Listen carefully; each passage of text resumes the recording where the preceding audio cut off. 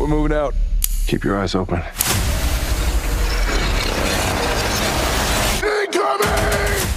In the new Netflix blockbuster War Machine, an elite team's training exercise turns into a brutal fight for survival. And Canadian actor Stephan James is facing off against otherworldly killers in the high-octane action thriller, and he joins us now for more. Stephan, great to see you. Welcome back to the morning show. Great to see you all. Thank you for having me. Well, thanks for being here. And this is being compared to some 80s kind of classics, really, like Predator and Terminator.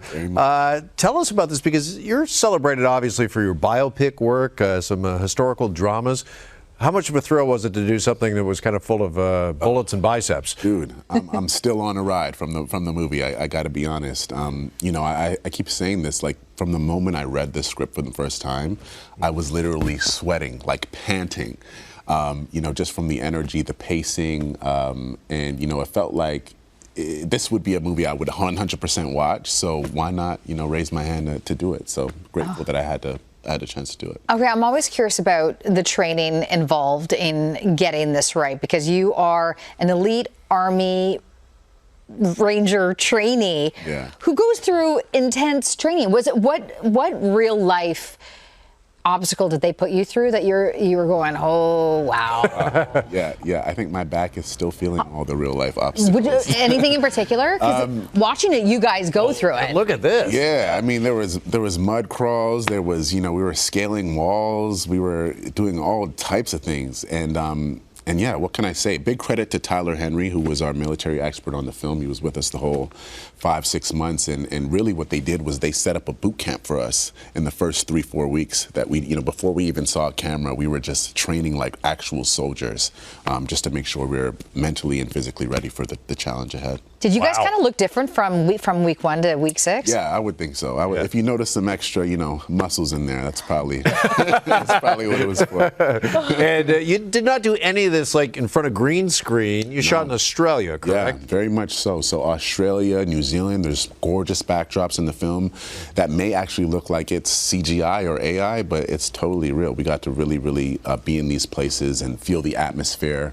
And it's a one-of-a-kind film. I've never made a film like this. Yeah, how tough was it shooting this? Was there any part of you halfway through that went, can we just get to green screen? Yeah, 100%. Can we use the double maybe for this? But no, it was so awesome. Again, unlike anything I've ever done, and I was so inspired. You know, our lead, Alan Ritchson, did so many of the stunts himself. You know, he had a stunt double, of course, but he was so willing to be the guy to do it. And how could you not be inspired when your number one is saying, hey, I'll do it? Right. So it was very fun to be around and experience it. Is he as big in person? Maybe a little bigger. Gosh. Yeah. Okay, well, we were talking about how you also, prior to this, I mean, we know you for so many great biopics, award-winning portrayal for Jesse Owens. Your upcoming role is for the late, great Carl Weathers in I Play Rocky. Yeah. How do you approach these biopics, these roles, the real life icons? Yeah, that's a good question. You know, I always say that there's a different type of responsibility, you know, when you're portraying real life people, you know, whether they're here or not here, they still have family that may be here.